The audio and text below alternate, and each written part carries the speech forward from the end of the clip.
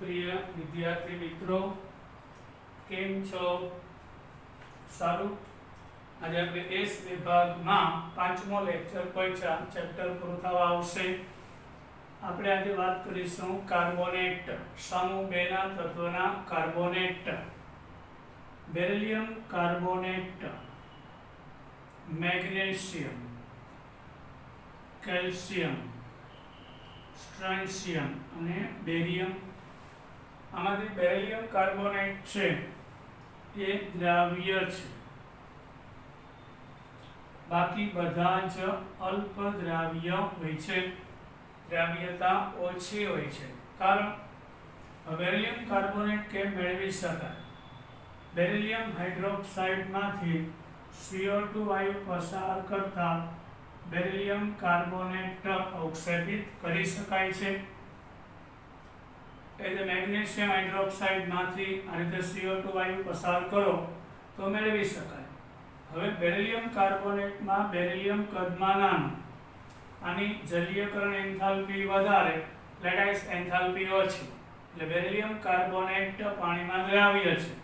બાકીના બધાની આ મોટું કદને કારણે લેટાઇસ એન્થાલ્પી વધતી જાય, એટલે અલ્પ દ્રાવ્ય છે અને ઉપરથી નીચે જતા દ્રાવ્યતા ઘટે છે। પાણીની અંદર દ્રાવ્યતા ઘટતી જશે અને ઉષ્મીય સ્થાયીતા વધે છે।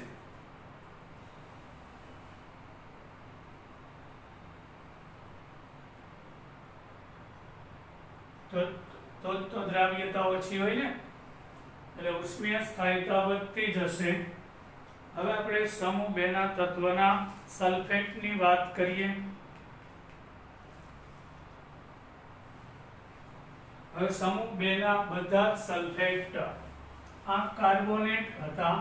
હવે સલ્ફેટની વાત કરીએ તો beryllium sulphate, calcium sulphate, strontium sulphate, magnesium sulphate, beryllium, magnesium, calcium, strontium અને બેરિયમ સલ્ફેટ આ બધા જ સફેદ હોય છે, દ્રાવ્ય છે અને ઉષ્મીય સ્થાયી છે। આ બધા જ સલ્ફેટ સફેદ રંગના દ્રાવ્ય અને ઉષ્મીય રીતે સ્થાયી છે, એટલે ઊંચા તાપમાને તે સ્થાયી હોય છે। સમૂહમાં ઉપરથી નીચે તરફ જતા એની દ્રાવ્યતા ઘટે છે, કારણ લેટાઇસ એન્થાલ્પી વધે છે। એટલે બેરિલિયમ સલ્ફેટ અને મેગ્નેશિયમ સલ્ફેટ છે દ્રાવ્ય આવશે, જ્યારે આ ત્રણેય અદ્રાવ્ય આવશે। બેરિલિયમ સલ્ફેટ, મેગ્નેશિયમ સલ્ફેટમાં જલીયકરણ એન્થાલ્પી એની લેટાઇસ એન્થાલ્પી કરતા વધારે હોય છે। આ બધાની અંદર લેટાઇસ એન્થાલ્પી વધારે અને તેની જલીયકરણ એન્થાલ્પી ઓછી હોય છે। આ કારણસર તે અદ્રાવ્ય થશે। હવે આપણે ઓક્ઝલેટની વાત કરીએ। ઓક્ઝલેટ C2O4 -2 આયનો ઓક્ઝલેટ કહેવાય। બેરિલિયમ, મેગ્નેશિયમ, કેલ્શિયમ, સ્ટ્રોન્શિયમ અને બેરિયમ આ બધા તેના ઓક્ઝલેટ છે, ઉપરથી નીચે જતા ઘટે।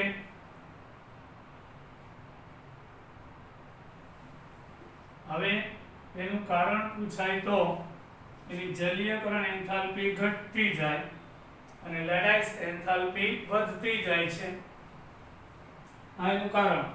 પછી આપણે એના નાઇટ્રેટ લઈએ, સમૂહ 2 ના તત્વોના નાઇટ્રેટ્સ લઈએ તો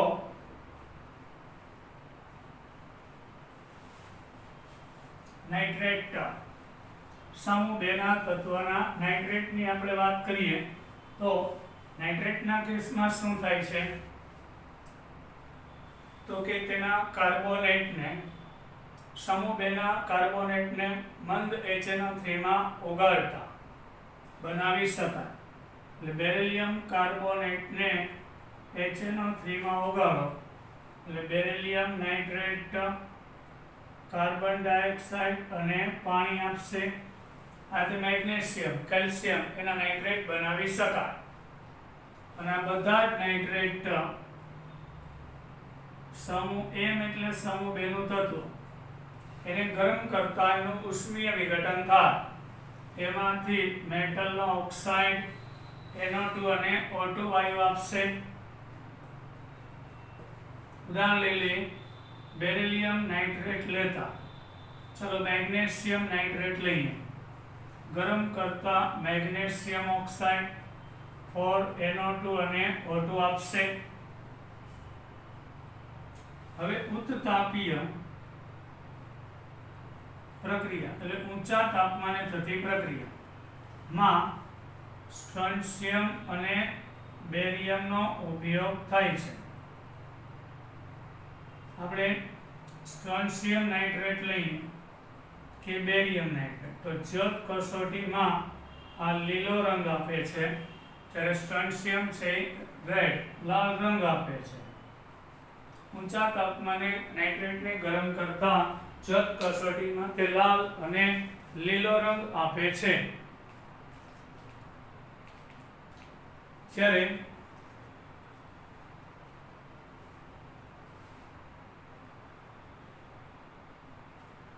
આપણે વાત કરીએ આગળ હવે છોકરાઓ અનિયમિત વર્તણૂક. સમૂહ 2 માં બેરિલિયમ બીજા તત્વો કરતા કઈ રીતે અલગ પડે છે? સમૂહ 2 માં બેરિલિયમની અનિયમિત વર્તણૂક. સમૂહ 2 માં બેરિલિયમની અનિયમિત વર્તણૂક એટલે સમૂહ 2 નું પહેલું તત્વ બેરિલિયમ છે, તો એ અન્ય તત્વ કરતા કઈ રીતે અલગ પડે છે એની અનિયમિત વર્તણૂક કહેવાય. આપણે સ્ટેપ બાય સ્ટેપ શીખીએ. તેનું કારણ તેની નાની સાઈઝ, નાનું કદ, ઊંચી આયનીકરણ એન્થાલ્પી, ડી કક્ષકનો અભાવ, તેની બાહ્યતમ કક્ષામાં ડી કક્ષકનો અભાવ, મોટા ભાગે સહસંયોજક બંધ બનાવવાનું વલણ,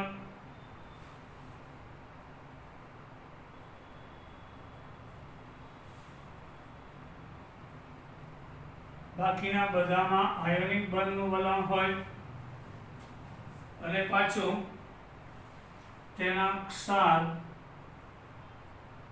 સહેલાઈથી, કારણ કે બેરિલિયમ +2 કદમાં નાનો, સહેલાઈથી જળ વિભાજન પામે છે, પાણી સાથે પ્રક્રિયા કરશે. બેરિલિયમનો સંવર્ગાંક 4 હોય છે. એનું કારણ એ છે beryllium 4 number 1s2 2s2 2p ખાલી છે એટલે એક ઇલેક્ટ્રોન 2p માં જાય તો 2 અયુગ્મિક થઈ ગયા. તો હજી 2 કક્ષક ખાલી હશે એટલે વધુમાં વધુ d તો હોય નહીં, એટલે વધુમાં વધુ 4 બંધ બનાવી શકે. 4 કરતા વધારે સંવર્ગાંક હોઈ શકે નહીં. જ્યારે બાકીના બધા તત્વોમાં d કક્ષક હોય છે એટલે 4 કરતા વધારે 3s 3p અને 3d એટલે 3s 3 3p અને બાકીની d 1 2 3 4 5 અને 6 સંવર્ગાંક વાળા સંયોજન આપે છે. એમાં s p અને d કક્ષક હોય છે એટલે 4 કરતા વધારે સંવર્ગાંક વાળા સંયોજન બનાવી શકે છે. આ એની અનિયમિતતા થઈ. બેરિલિયમ તે જ સમૂહના બીજા તત્વો કરતા જુદું પડે છે. પછી બેરિલિયમનું ગલન બિંદુ અને ઉત્કલન બિંદુ ઊંચું હોય છે. મેલ્ટિંગ પોઈન્ટ અને બોઇલિંગ પોઈન્ટ ખૂબ જ ઊંચા હોય છે. બેરિલિયમ ધાતુ સ્વરૂપે ક્ષાર હોય તો દ્રાવ્ય થાય, ધાતુ સ્વરૂપે પાણીમાં અદ્રાવ્ય છે, પાણી સાથે પ્રક્રિયા નહીં કરી. બેરિલિયમનો લેટાઇસ એન્થાલ્પી ખૂબ જ વધારે, ધાતુ હોય ત્યારે ખૂબ જ સખત છે અને તેના ઓક્સાઇડ અને યાદ રાખજો તેના ઓક્સાઇડ અને હાઇડ્રોક્સાઇડ ઉભય ગુણધર્મી છે. આ બંને એસિડિક નહીં અને બેઝિક પણ નહીં. પછી સમૂહ 2 ના તત્વોના જે કાર્બાઇડ છે સહસંયોજક હોય છે, જ્યારે બાકીના કાર્બાઇડ છે આયોનિક હોય છે. આપણે જુદા પણ જોઈએ છીએ સમૂહ. હવે બેરિલિયમની વાત કરીએ તો Be2C અને BeC2 બેરિલિયમ કાર્બાઇડ અને બેરિલિયમ કાર્બાઇડ બેરિલિયમ ડાઇકાર્બાઇડ સહસંયોજક હોય છે. એમાં આયોનિક બંધ હોતો નથી, જ્યારે અન્ય તત્વના આવા કાર્બાઇડ આયોનિક છે. આ એક તફાવત થઈ ગયો. બેરિલિયમ કાર્બન વચ્ચે સહસંયોજક બંધ હોય, જેમ કે કેલ્શિયમ કાર્બાઇડ એ આયોનિક હોય છે. કેલ્શિયમ અને કાર્બન આ +2 અને -2 આ આયોનિક હોય છે. બેરિલિયમ કાર્બાઇડ છે પાણી સાથે પ્રક્રિયા કરીને મિથેન વાયુ આપશે.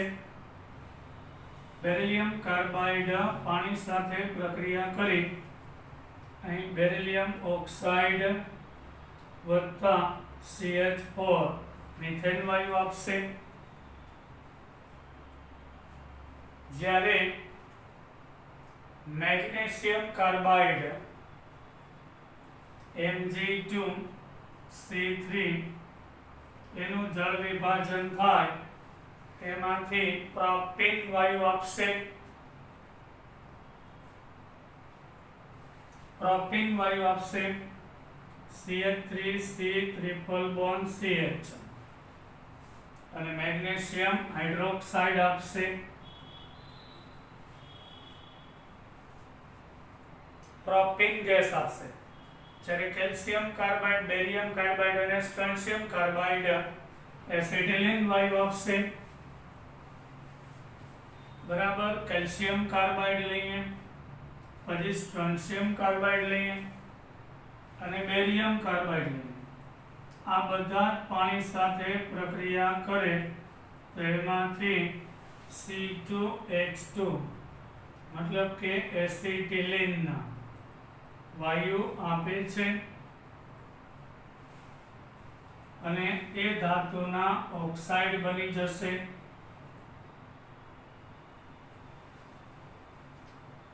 યાદ રાખજો એસિટિલિન વાયુ કોણ આપી શકે છે, આ બધું ઇમ્પોર્ટન્ટ છે. હવે આપણે એનો વિકર્ણીય સંબંધ, સમૂહ 2 નું પહેલું તત્વ બેરિલિયમ, સમૂહ 13 ના બીજા એલ્યુમિનિયમ સાથે વિકર્ણીય સંબંધ ધરાવે છે. બેરિલિયમનો એલ્યુમિનિયમ સાથે વિકર્ણીય સંબંધ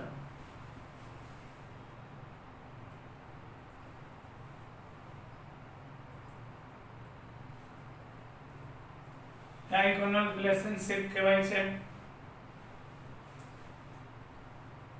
હવે એનું કારણ શું? એટલે સમૂહ 2 નું પહેલું તત્વ બેરિલિયમ, સમૂહ 13 નું બીજું એલ્યુમિનિયમ સાથે ગુણધર્મોમાં સામ્યતા, એનો વિકર્ણીય સંબંધ કહેવાય. તો આપણે પોઈન્ટ વાઇઝ લઈ આમ થવાનું કારણ પૂછાઈ શકે નીટમાં, તો કે એની વીજભાર ઘનતા, બેરિલિયમ +2 ની વીજભાર ઘનતા એટલે કે એનો વીજભારના છેદમાં એનું કદ. તો 31 પાઇકોમીટર હોય ત્રિજ્યા બેરિલિયમ +2 આયનની, તો 0.064 એની વીજભાર ઘનતા થાય. જ્યારે એલ્યુમિનિયમની વીજભાર ઘનતા એટલે કે એનો વીજભાર છેદમાં એનું કદ L પ્લસ 3 ની ત્રિજ્યા 50 પાઇકોમીટર હશે તો 0.060 લગભગ નજીક આવી ગયો. પછી વિદ્યુત ઋણતાની વાત કરીએ તો કે બેરિલિયમ અને એલ્યુમિનિયમની વિદ્યુત ઋણતા લગભગ સમાન 1.5 હોય છે. આ કારણસર બેમાં એટલે વીજભાર ઘનતા અને તેની વિદ્યુત ઋણતા સમાન હોવાને કારણે એના ગુણધર્મોમાં સામ્યતા જોવા મળે છે. હવે વાત કરીએ આપણે આગળ બંને બેરિલિયમ અને એલ્યુમિનિયમ, એની ઉપર ઓક્સાઇડનું એક આવરણ ચડી જાય અને અતિશય સ્થાયી હોય છે, એટલે તે એસિડનો પ્રતિકાર કરે છે. બેરિલિયમ એલ્યુમિનિયમ બંને એસિડમાં નિષ્ક્રિય છે. એસિડની હાજરીમાં એની ઉપર ઓક્સાઇડનો એક પળ બની જાય અને બેરિલિયમ ઓક્સાઇડ એલ્યુમિનિયમ ઓક્સાઇડ અતિસ્થાયી ઓક્સાઇડ છે, તે બંને એસિડમાં નિષ્ક્રિય છે. બીજો પોઈન્ટ આવશે સમાનતા. બંને પાણીમાં દ્રાવ્ય સંકીર્ણ બનાવે છે. બેરિલેટ કહેવાય છે. બેરિલિયમ હાઇડ્રોક્સાઇડ બરાબર આલ્કલીમાં નાખીએ 2 મોલ OH માઇનસ, એટલે બેરિલિયમ 4 બંધ બતાવ્યું મેં કીધું, એટલે 2 કક્ષક ખાલી હોય ત્યાં આવો સંકીર્ણ બનાવે અને બેરિલેટ આયન કહેવાય છે. બેરિલેટ એ રીતે એલ્યુમિનિયમ હાઇડ્રોક્સાઇડ છે એને આલ્કલીમાં નાખતા એલ્યુમિનિયમ હાઇડ્રોક્સાઇડ તો સંકીર્ણ આપે છે, એને એલ્યુમિનેટ કહેવાય છે. બેરિલેટ અને એલ્યુમિનેટ એવા સંકીર્ણ આપે છે. આ બેની સમાનતા. પછી વાત કરીએ આપણે બેરિલિયમ નો હેલાઇડ અને એલ્યુમિનિયમ ના હેલાઇડ. બેરિલિયમ ક્લોરાઇડ અને એલ્યુમિનિયમ ક્લોરાઇડ બંને સેતુબંધથી જોડાય છે, BeCl2. હમણાં મેં કીધું બેરિલિયમના 2 બંધ બની જાય પછી એની કક્ષક ખાલી હશે, તો અહીં આગળ આનો ક્લોરીન, તો આની ખાલી કક્ષક અને આના ભરાયેલી કક્ષક દ્વારા, આની ભરાયેલી કક્ષક અને આની ખાલી કક્ષક દ્વારા એક બ્રિજ સેતુબંધ રચાય છે. ડાયમર હોય છે, બ્રિજ બંધ રચાય છે. વાયુ અવસ્થામાં આવા બ્રિજ બંધ બનાવે છે, એટલે એલ્યુમિનિયમ ક્લોરાઇડમાં પણ LCl3 હોય. અહીં એલ્યુમિનિયમ છે તે 3 ક્લોરીન સાથે જોડાય, આવા સેતુબંધથી જોડાઈને આની ખાલી કક્ષક આની ભરાયેલી કક્ષક દ્વારા બરાબર, પછી આની ભરાયેલી કક્ષક અને આની ખાલી કક્ષક દ્વારા સેતુબંધ રચાય. વાયુ અવસ્થામાં દ્વિબંધ રચાય છે. બંને પ્રબળ લૂઇસ એસિડ છે, કારણ કે એની કક્ષકો ખાલી હોય છે. પ્રબળ લૂઇસ એસિડ. બેરિલિયમ કાર્બાઇડ અને એલ્યુમિનિયમ કાર્બાઇડ હમણાં આપણે જોઈ ગયા. બેરિલિયમ કાર્બાઇડ અને એલ્યુમિનિયમ કાર્બાઇડ બંને પાણીમાં Al4C3 આવશે. પાણીની અંદર તે મિથેન વાયુ આપે છે. આપણે જોઈ ગયા Be બરાબર અહીં 2 લઈ લો એટલે CH4 અને બેરિલિયમ ઓક્સાઇડ અહીં Al2O3 અને 3 મોલ મિથેન આપશે.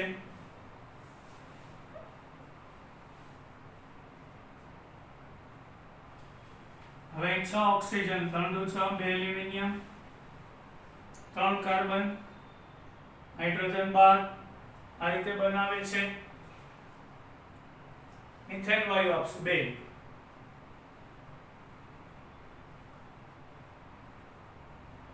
હવે બંને સંકીર્ણ બનાવવાની પ્રબળ ક્ષમતા ધરાવે છે, પણ એક એમાં તફાવત છે. બેરિલિયમ છે એની બહારની કક્ષામાં 4 જ કક્ષક હોય, એટલે બેરિલિયમ ટેટ્રા હેલાઇડ અલગ, BeF4-2 અને BeC2O4 બેરિલિયમ ઓક્ઝેલેટ ટ્વાઇસ વાળું સંકીર્ણ બનાવે જે ચતુષ્ફલકીય હોય છે. એટલે બેરિલિયમ સાથે 4 ફ્લોરાઇડ ચતુષ્ફલકીય ગોઠવાય છે. આનો ભૌમિતિક આકાર સમચતુષ્ફલક હોય છે, જ્યારે એલ્યુમિનિયમ Al(F6-3) આપે અને તેનો આકાર અષ્ટફલકીય ગણવામાં આવે છે. Al(F6) એલ્યુમિનિયમ સાથે આવા 3 ઓક્ઝેલેટ હોય તો એમનો આકાર છે આ +3 -3 અષ્ટફલકીય સંકીર્ણ આપે છે.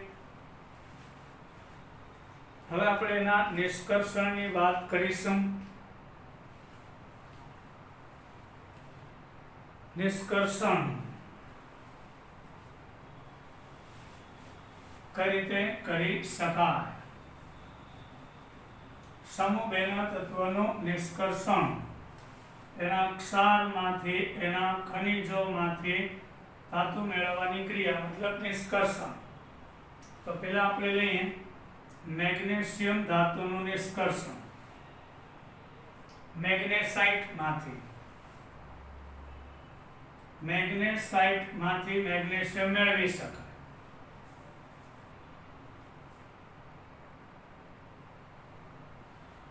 સૌપ્રથમ તેને કેલ્સિનેશન કરવામાં આવે, ઊંચા તાપમાને ગરમ કરવાનું. તેને ગરમ કરતા મેગ્નેશિયમ ઓક્સાઇડ બને, એ કેલ્સિનેશન.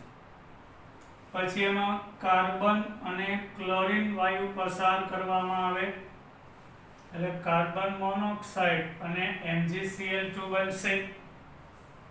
યાદ રાખજો. પછી જે MgCl2 મળે એની અંદર પીગલિત લિક્વિડ MgCl2 માં NaCl અને કેલ્શિયમ ક્લોરાઇડ ફ્લક્સ તરીકે ઉમેરી 973 થી 1223 કેલ્વિન જેટલા ઊંચા તાપમાને ગરમ કરતા વિદ્યુત વિભાજન દ્વારા મેગ્નેશિયમ ધાતુ મેળવી શકાય છે. અને ક્લોરીન છે એ કેથોડ ઉપર મળશે, ક્લોરીન એનોડ ઉપર, એટલે 2Cl- માંથી 2 ઇલેક્ટ્રોન જાય, ક્લોરીન ગેસ આપે. અને કેથોડ ઉપર ઓક્સિડેશન થાય એટલે Mg+2 2 ઇલેક્ટ્રોન મેળવીને Mg સોલિડ બનશે. એટલે કેથોડ ઉપર મેગ્નેશિયમ, એનોડ ઉપર ક્લોરીન મેળવી શકાય. આ થયું મેગ્નેસાઇટ માંથી. આ સમીકરણ યાદ રાખજો. મેગ્નેશિયમ ઓક્સાઇડની ક્લોરીન હારે પ્રક્રિયા ડાયરેક્ટ ના થાય. નીટ માટેનો ઇમ્પોર્ટન્ટ પોઈન્ટ, એમાં કાર્બન ભેગું જરૂરી હોય છે. હવે ડોલોમાઇટ. ડોલોમાઇટ એટલે ખબર જ છે બધાને, કેલ્શિયમ કાર્બોનેટ અને મેગ્નેશિયમ કાર્બોનેટનો મિક્સચર, એટલે ડોલોમાઇટ કહેવાય છે. ડોલોમાઇટમાંથી પણ મેળવી શકાય.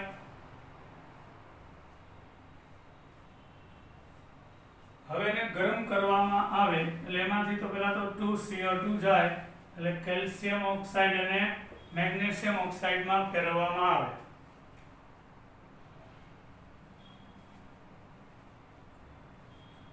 હવે એને આ મિશ્રણને, આ ઓક્સાઇડ વાળા મિશ્રણને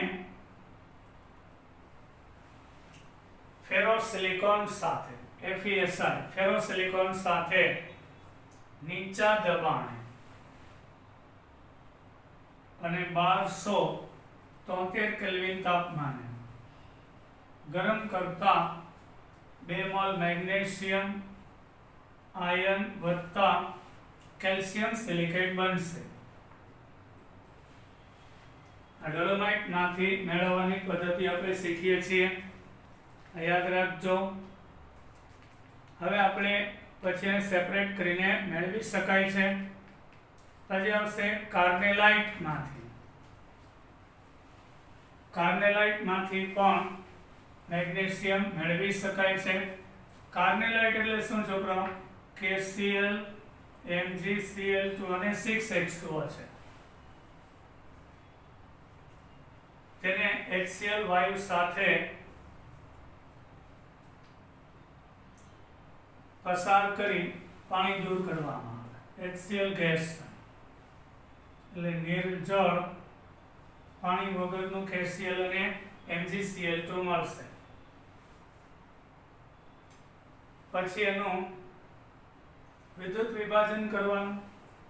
આ પીગળેલા પાણી પહેલા દૂર કરો HCl ની હાજરીમાં, એટલે HCl સાથે પાણી દૂર થશે.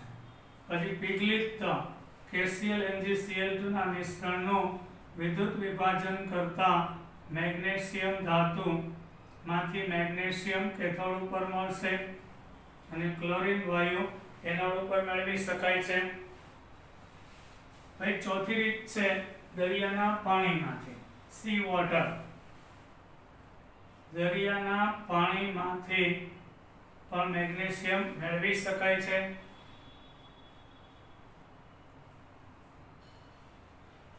દરિયાના પાણીમાંથી કઈ રીતે? તો કે પહેલા દરિયાના પાણીને એક પાત્રમાં ભેગું કરી એને સૂર્યપ્રકાશમાં ગરમ કરવામાં આવે, એટલે સાંદ્ર MgCl2 નું દ્રાવણ મળે. એની અંદર કેલ્શિયમ હાઇડ્રોક્સાઇડ અને મેગ્નેશિયમ હાઇડ્રોક્સાઇડ ઉમેરવામાં આવે. પછી એનો ઓક્ષેપન થાય અને ગરમ કરતા ઓક્સાઇડ મળે. આ NgO ટ્વાઇસમાં ફેરવાઈ જાય, એને ગરમ કરતા એમાંથી ઓક્સાઇડ બનશે. આ ઓક્સાઇડને વિદ્યુત વિભાજન કરતા પીગાળેલા ઓક્સાઇડ એનોડ ઉપર ઓક્સિજન અને કેથોડ ઉપર મેગ્નેશિયમ ધાતુ મેળવી શકાય છે. હવે આપણે પહોંચ્યા છોકરાઓ મેગ્નેશિયમની મિશ્ર ધાતુઓ.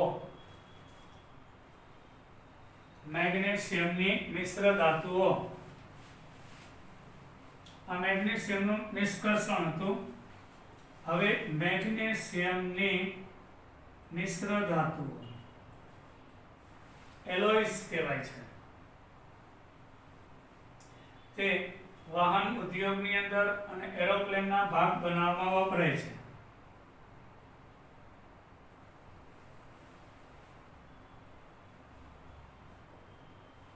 અને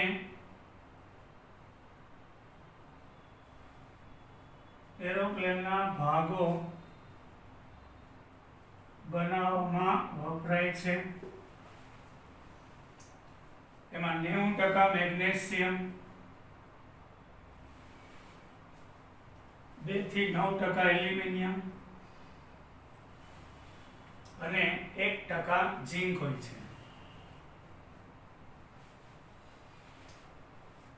હવે આપણે પહોંચ્યા કેલ્શિયમ અને મેગ્નેશિયમના કેટલાક અગત્યના સંયોજનો. કેલ્શિયમ અને મેગ્નેશિયમના કેટલાક અગત્યના સંયોજનો, ઇમ્પોર્ટન્ટ કેટલાક અગત્યના સંયોજન પહોંચ્યા. એમાં પેલું એક ક્વિક લાઇન, મતલબ કે કળી ચૂનો, કેલ્શિયમ ઓક્સાઇડ કહેવાય છે. હવે ચૂનાના પથ્થરને, આ ચૂનાના પથ્થરને 1273 કેલ્વિન તાપમાને ગરમ કરતા કાર્બન ડાયોક્સાઇડ દૂર થાય એટલે કળી ચૂનો કેલ્શિયમ ઓક્સાઇડ બનશે.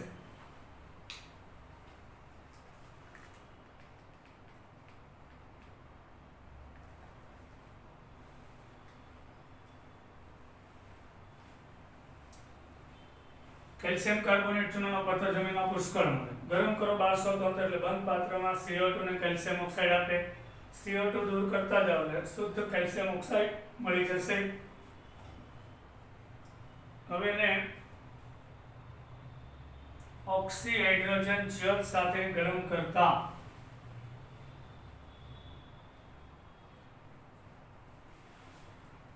એટલે હાઇડ્રોજનને ઓક્સિજન સાથે બાળો એ ઓક્સી હાઇડ્રોજન જ્યોત કહેવાય.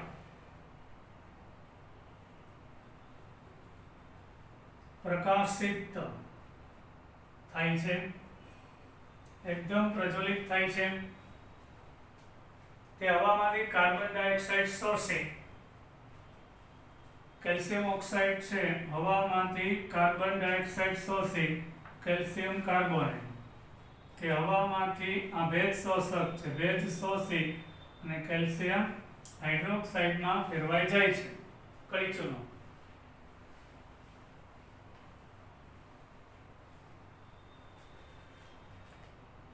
હવે ચૂનાનું ફોડવું એટલે શું? ચૂનો ફોડવાની ક્રિયા એને સ્લેકિંગ ઓફ લાઇમ કહેવાય છે. સ્લેકિંગ ઓફ લાઇમ, ચૂનો ફોડવાની ક્રિયા. મર્યાદિત પ્રમાણમાં પાણી ઉમેરતા, ખૂબ જ ઓછી માત્રામાં પાણી ઉમેરતા કેલ્શિયમ હાઇડ્રોક્સાઇડ આપે છે. એને લાઇમ વોટર કે મિલ્ક ઓફ લાઇમ કહેવાય છે.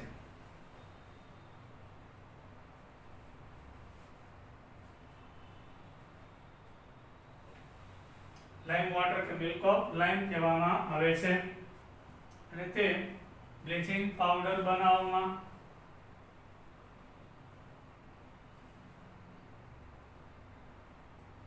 કે દિવાલ પર ચૂનો લગાડવામાં, પછી બિલ્ડિંગ મટીરિયલ જમીનમાં લાદી ચોંટાડવામાં બિલ્ડિંગ મટીરિયલ તરીકેનો ઉપયોગ થાય છે. બ્લીચિંગ પાવડર બનાવવામાં તેનો ઉપયોગ થાય છે. હવે આપણે પહોંચ્યા પ્લાસ્ટર ઓફ પેરિસ. હવે જીપ્સમ અને પ્લાસ્ટર ઓફ પેરિસમાં શું ફેર? આપણે પ્લાસ્ટર ઓફ પેરિસ પહોંચ્યા POP કહેવાય છે. એનું સૂત્ર છે કેલ્શિયમ સલ્ફેટ અને અર્ધ હાઇડ્રેટ. એટલે 1 મોલ કેલ્શિયમ સલ્ફેટ ને અડધો મોલ પાણી તે જીપ્સમ માંથી મળશે. જીપ્સમ એટલે શું? કેલ્શિયમ સલ્ફેટ 1 મોલ અને પાણી 2 મોલ હોય છે. એને તમે 393 કેલ્વિન તાપમાને ગરમ કરતા 393 કેલ્વિન એટલે એમાંથી 2 મોલ લેવાનું. આ જીપ્સમ છે. જીપ્સમમાં શું? કેલ્શિયમ સલ્ફેટના મોલ કરતા પાણીના મોલ ડબલ. અહીં 1:2, અહીં 1:5. કેલ્શિયમ સલ્ફેટના મોલ કરતા પાણીના મોલ અડધા હોય છે. એટલે 2 મોલ CaSO પર twice into H2O. આ બે ને ગુણેલા 4 અને 2 એટલે અહીંયા 3H2O દૂર થશે. સોરી, આ 2 ખાલી આને જ ગુણશે. બરાબર, એટલે થઈ ગયું 1:5 કે 2:1 થઈ ગયું. આ 2 અને આ 1. હવે આપણે હજી એને ગરમ કરવું પડે. Calcium sulphate into H2O, 2H2O એ જીપ્સમ છે. એને ગરમ કરતા CaSO4 into 1/2H2O આ 2 મોલ છે, એમાંથી 3/2 એટલે 1.5 મોલ દૂર થાય, અડધો મોલ રહી જાય.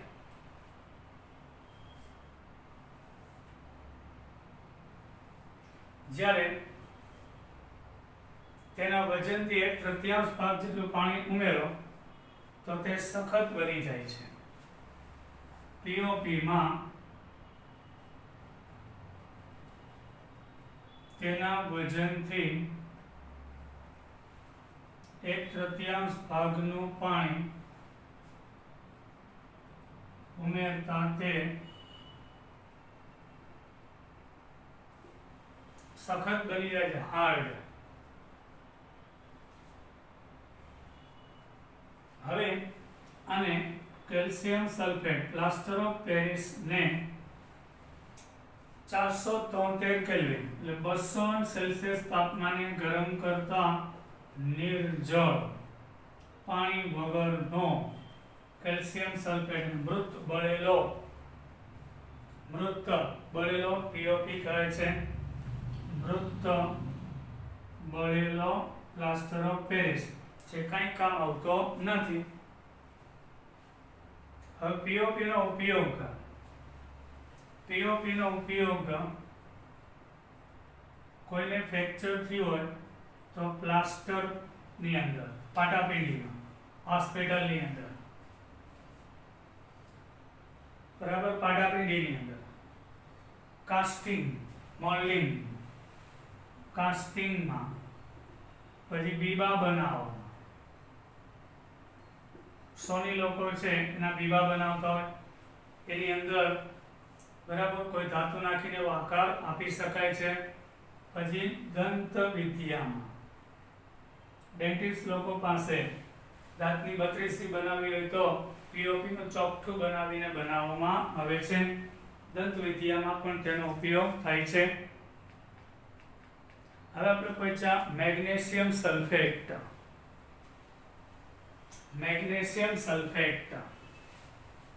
ત્રીજો એક અગત્યનું સંયોજન છે એ છે MgSO4 7H2O.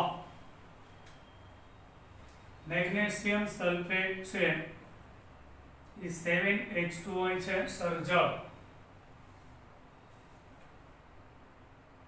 મેગ્નેસાઇટ માંથી કે ડોલોમાઇટ માંથી મેળવી શકાય છે. એટલે MgH2O 6 પાણીના અણુ જોડાઈ જાય, પછી સલ્ફેટ અને ઇન્ટુ H2O આવું પણ હોઈ શકે છે. મેગ્નેસાઇટ કે ડોલોમાઇટની મેગ્નેસાઇટ એટલે MgCO3, ડોલોમાઇટ એટલે MgCO3 અને CO3 નું મિશ્રણ. એમાં સાંદ્ર સલ્ફ્યુરિક એસિડ ઉમેરતા MgSO4 મેળવી શકાય છે. આની અંદર પણ નાખો કેલ્શિયમ સલ્ફેટ, મેગ્નેશિયમ સલ્ફેટ, પાણી અને કાર્બન ડાયોક્સાઇડ આપશે. હવે તેનું બંધારણ ZnSO4 7H2O જેવું છે, એટલે સમાકૃતિક કહેવાય છે. એટલે કયા બે આ નીટનો પોઈન્ટ થયો, સમાકૃતિક છે, એક સરખું બંધારણ ZnSO4 7H2O સાથે. પછી તે દ્વિક્ષાર આપે છે, દ્વિક્ષાર MgSO4 દ્વિક્ષાર આપે છે. MgSO4 K2SO4 અને 6H2O એટલે મેગ્નેશિયમ સલ્ફેટ પોટેશિયમ સલ્ફેટ સાથે જોડાય ડ્યુઅલ સોલ્ટ, બે ક્ષાર ભેગા દ્વિક્ષાર આપે છે. તેનો ઉપયોગ ખાતર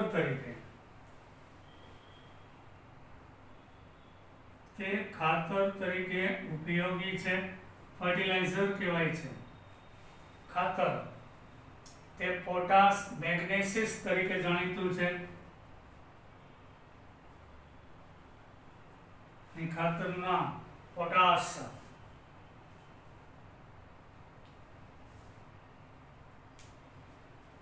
તેનો ઉપયોગ ફાયર પ્રૂફ કાગળ અગ્નિરોધક કાગળ બનાવવા, કાપડ બનાવવા, અગ્નિરોધક કાપડ, અને બીજું આવશે દવા ઉદ્યોગમાં તેનો ઉપયોગ થાય છે. પછી આપણે પૂછ્યા કેલ્શિયમ કાર્બોનેટ, જેને આપણે ચૂનાનો પથ્થર કહીએ છીએ તે કેલ્શિયમ કાર્બોનેટ, લાઇમસ્ટોન, ગુજરાતીમાં ચૂનાનો પથ્થર. તે ગુજરાતમાં ચાક ખનિજનું નામ છે, ચોકને ચાક. માર્બલ,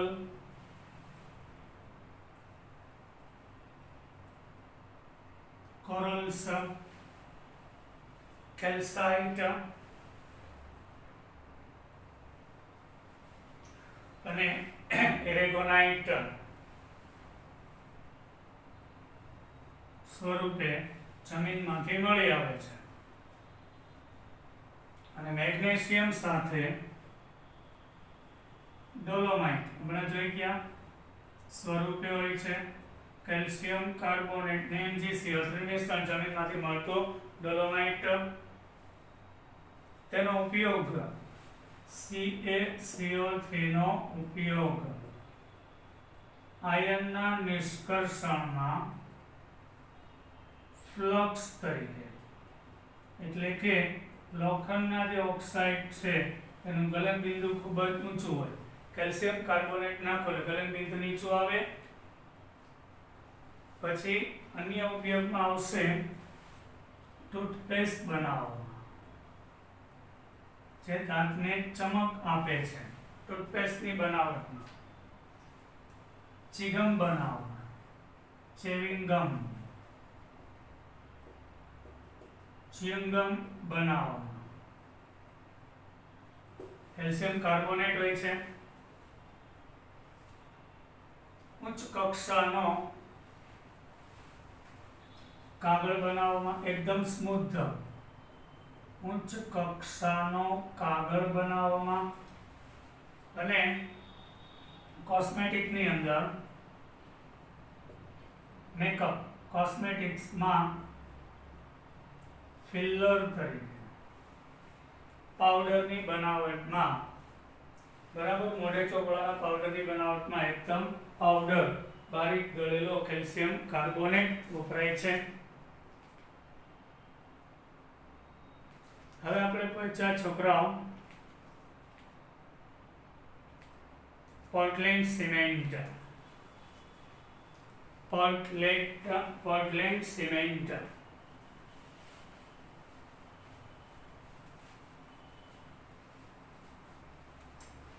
એ પણ એક અગત્યનું સંયોજન છે.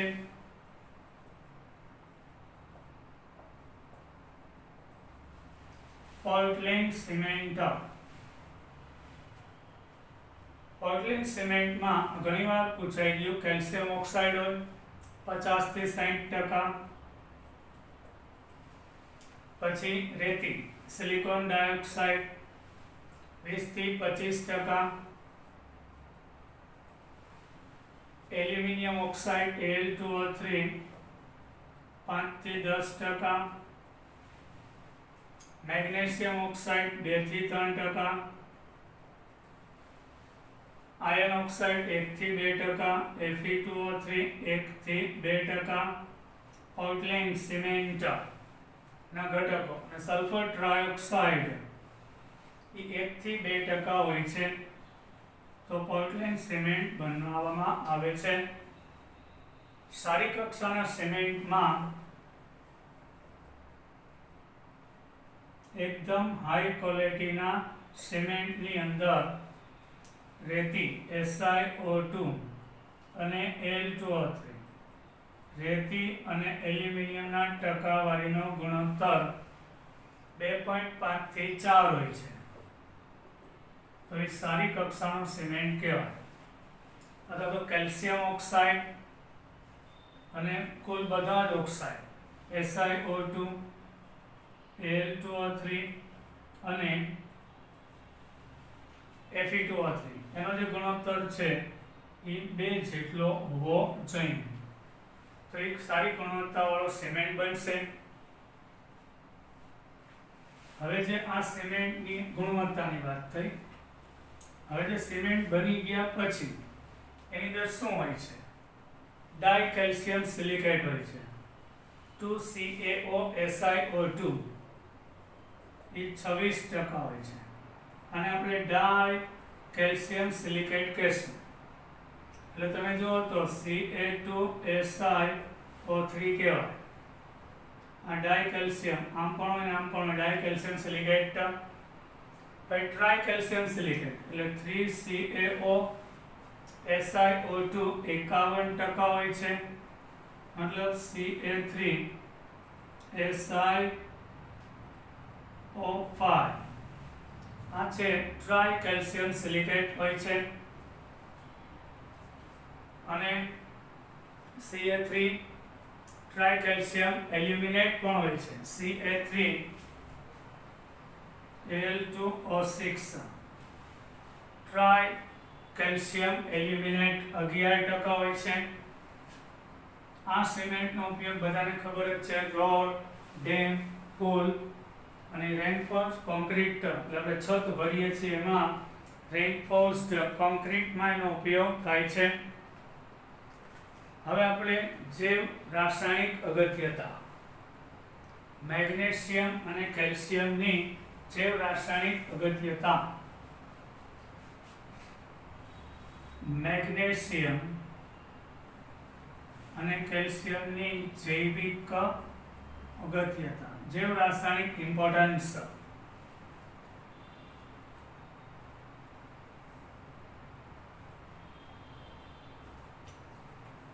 પ્રાણીઓના શરીરની અંદર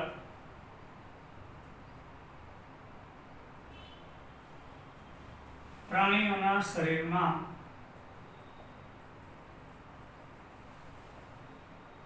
કોષની અંદર Mg+2 આયન, જ્યારે બહાર કોષ પ્રવાહીમાં Ca+2 આયન હોય છે.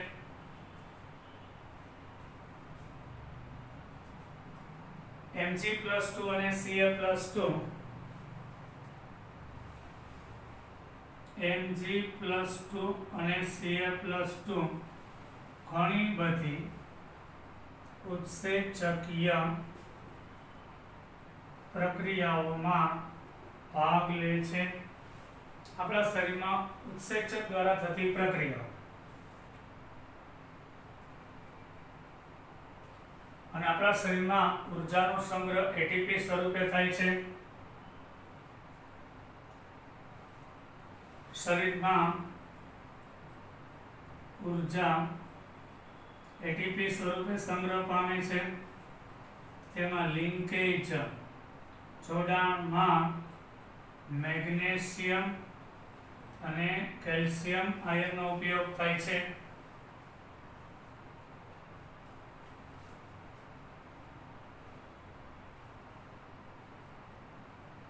પછી કેલ્શિયમ આયન છે એ ઉદ્દીપકીય ઉર્જા મુક્ત કરે છે.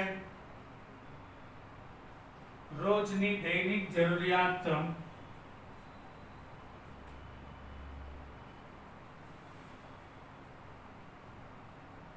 કેલ્શિયમ અને મેગ્નેશિયમની 200 થી 300 મિલીગ્રામ હોય છે ડેઈલી. આપણા શરીરમાં 200 થી 300 એવરેજ એક હ્યુમન બોડીને જરૂર પડે છે. હવે વાત કરીએ આપણે લાસ્ટ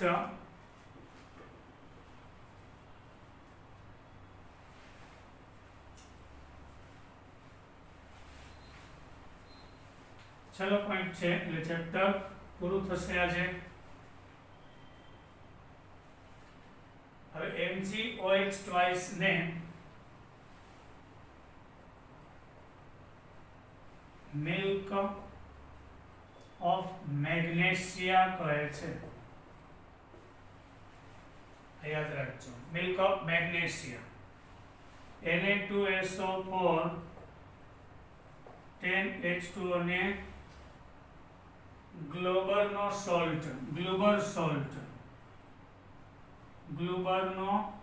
ક્ષાર કહે છે. બેરિલિયમ સલ્ફેટ ને કાર્બન સાથે ગરમ કરતા બેરિયમ સલ્ફાઇડ અને કાર્બન મોનોક્સાઇડ આપે છે.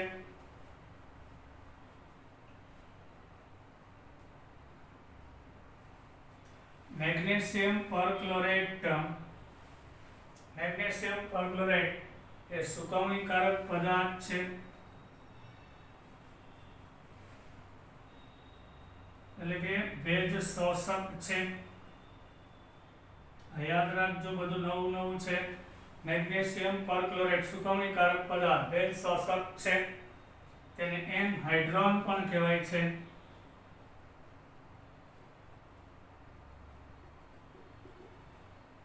એનહાઇડ્રોન. પછી ફ્લાય એશ,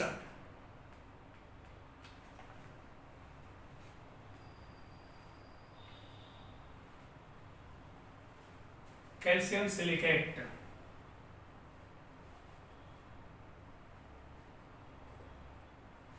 ફ્લાય એશ,